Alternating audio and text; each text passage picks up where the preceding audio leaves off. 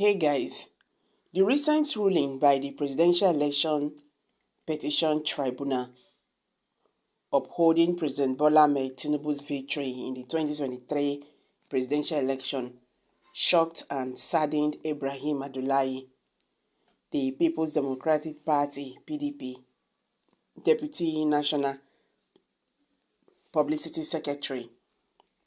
Welcome back to Prospect Channels TV. Thank you for always coming out here. If you are just joining us, please kindly subscribe and don't forget to give us a thumbs up. Thank you. We were surprised when the respected judges claimed the election was free from errors. Ibrahim Abdullahi. The recent ruling by the Presidential Election Petition Tribunal upholding President Bola Ahmed Tinubu's victory in the 2023 presidential election shocked and saddened Ibrahim Abdullahi. He's the People's Democratic Party's (PDP) Deputy National Publicity Secretary. According to Abdullahi, it would have been more reasonable for the tribunal judges to declare the election illegitimate and demand a new one in the interview with Arise News.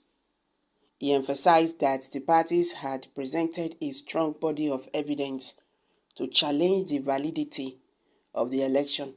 Abdullahi believes that the election had to have been ruled unlawful and a new one ordered to more effectively address the issues raised throughout the legal processes.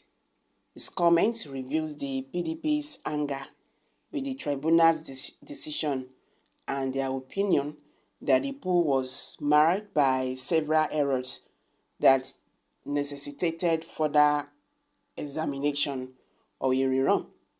The PDP had expected a different outcome when attempting to secure election fairness. He said there were many pieces of evidence presented by the parties to nullify the election. It would have made sense for the court to conclude that the election was invalid and order a new one to be held. But when the respected judges assent that the election was flawless from beginning to end, we were taken aback.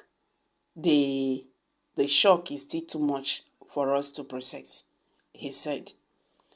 Majority of Nigerians are actually still in a very deep shock, you understand?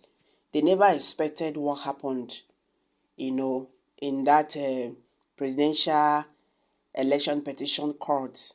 Their verdict was like, oh, wow, what is this? Nigerians are still questioning, why the judiciary should trash all the petitions just like that. And the sad part of it is that so many times, maybe because those ones they are not, in active service now, they will come and tell you that 25% is mandatory. And that is the same thing they have been using before now. It's in the Nigerian constitution. Because when you say that Abuja is not important, or is not, Abuja is not special than any other states, in Nigeria.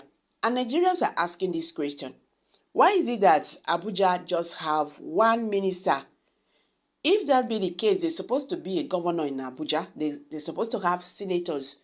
They're supposed to have House of Assembly representatives and all that. But they are not. It's not like that in Abuja, and that makes Abuja, unique on its own. But with the judgment these people have passed, the judgment is really confusing Nigerians' confusion, because Nigerians do not actually understand again. You see, all this kind of a thing, now wahala it be. Do you know why it be wahala?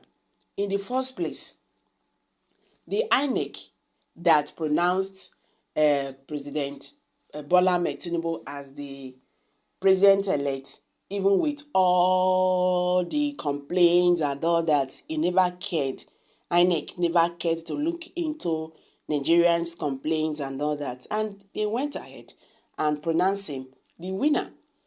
Now, If anybody is thinking that after INEC have pronounced the president the winner of that election, that the judiciary will now come and now overturn the victory of the president, now me say Nigeria don't good be that. Come on, by now we should have understand that this is how this thing is going to play out.